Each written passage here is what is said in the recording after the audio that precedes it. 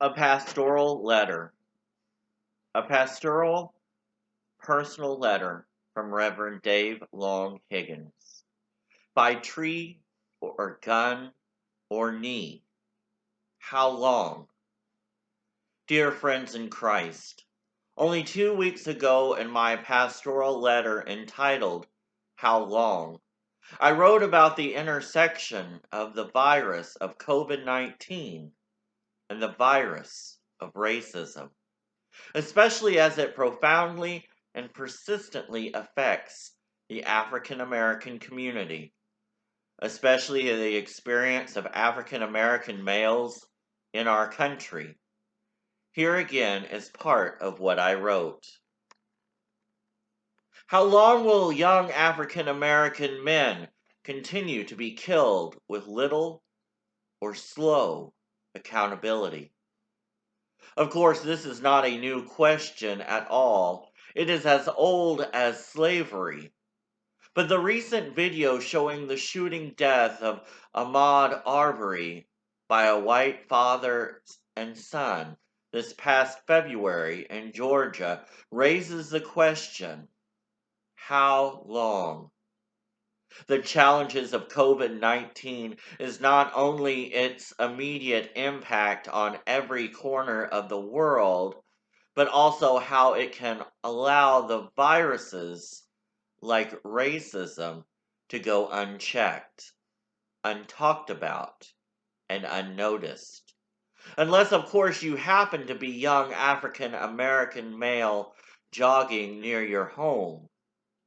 The truth is that we live inside a multiplicity of systems that largely go unnoticed until someone we love is at risk. The answer to how long question of re-entry for worship is not so very different from the how long question of racism's persistent and pernicious presence. It leads to another question. If there was something that I knew I could say or do through love to interrupt the viral spread of COVID-19 or racism and its effects, would I do it? I want my answer more and more to be authentically yes, and I invite you to join with me in this commitment. In the time since I shared those thoughts, others have died.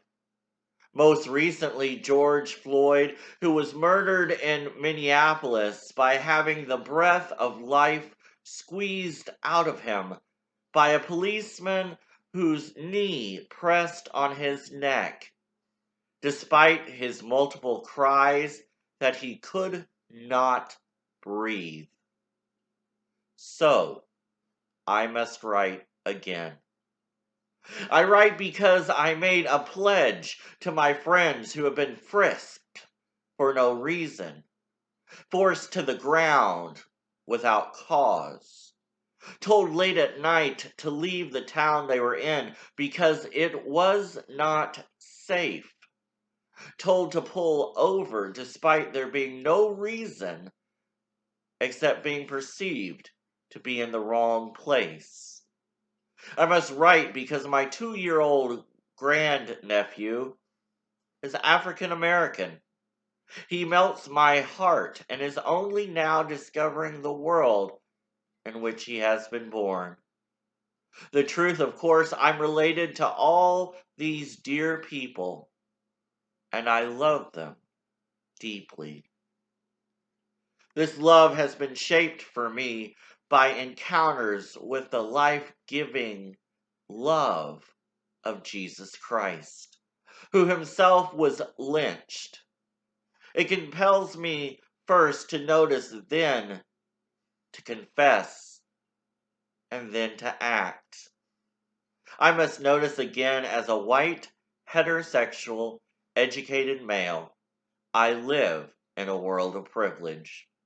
It is a system so pervasive that it would be easy not to notice.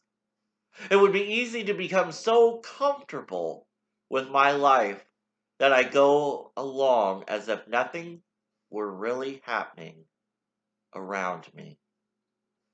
But because of these ones I love so much, and because of the call of Jesus Christ, I cannot. I must confess that I have been living with the advantages of systems so pervasive that they can easily be taken for granted as simply what is, rather than the intentional constructs of power which they are. A pilgrimage last November with the United Church of Christ Council of Conference Ministers to the Equal Justice Initiative's Legacy Museum, from enslavement to incarceration, and the National Memorial for Peace and Justice in Alabama powerfully reawakened even more deeply this reality to me. In these places, the dots of systemic dehumanization, discrimination, and violence against African Americans were connected quite graphically and powerfully. I was again reminded that lynching is not just about being hanged from a tree. It is any form of deadly violence which uses fear to paralyze or control. So it seems to me that by tree or gun or knee, it's still a lynching bee. Most powerful to me, however, was the personal witness of my African American colleagues and siblings in faith regarding their livid and lived experience, and their call for we who are white and in places of privilege to use our positions to make for change. So I write again. I am compelled by the love of God made known in Christ Jesus to say, no.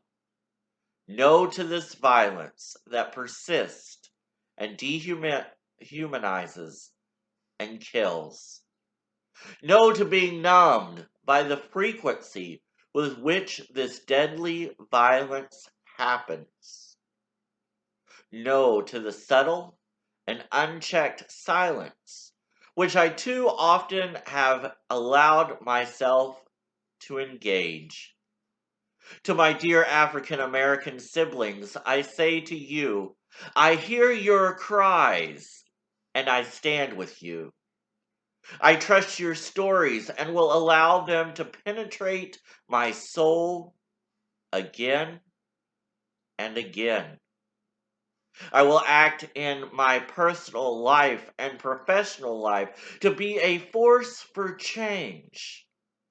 And when I fail, I commit to confessing and starting again and again for as long as it takes.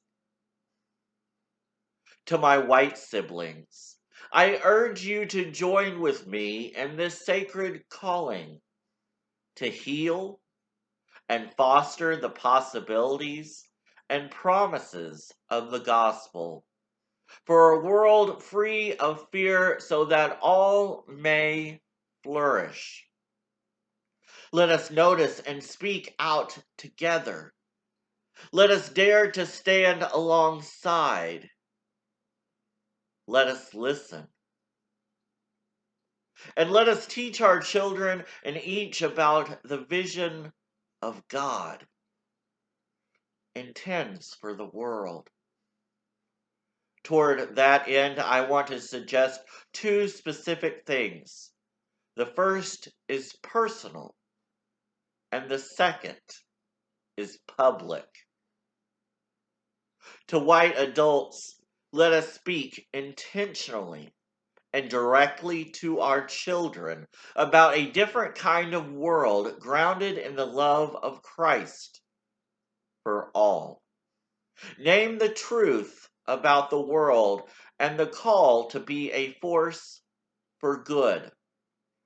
Practice the act of daring interruption so that together we can be ready for those times when awkward, racist comments arise in conversations with people we know and love.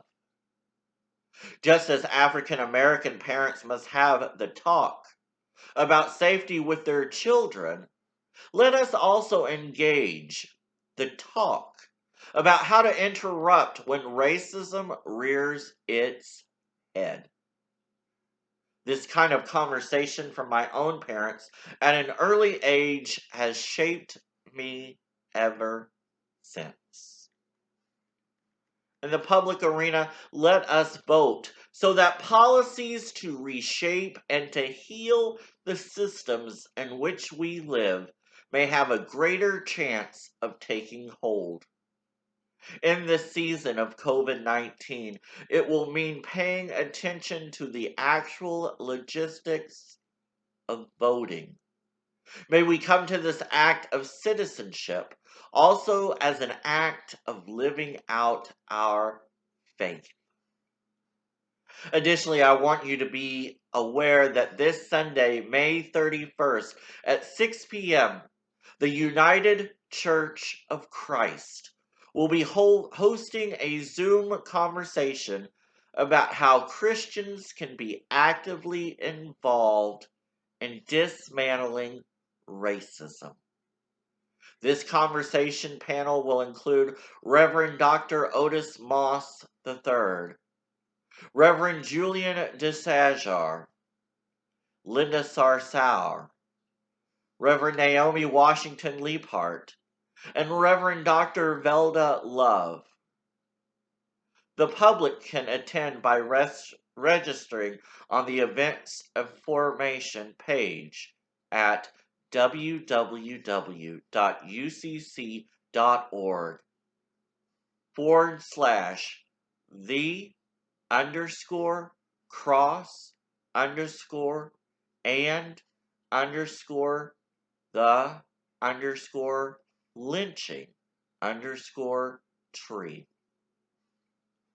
Of course, these are just starting points, but may they be a beginning of a larger work to which God is calling us as agents of healing, reconciliation, and change. I pledge my energy to this work and hope that you will join in it or continue in it. And all of this, may God's Pentecost power be poured over us for the fashioning of the beloved community, which is God's vision for our life as a human family. Blessings and God's speed. Pastor Dave Long Higgins, Transitional Conference Minister, Heartland Conference, United Church of Christ.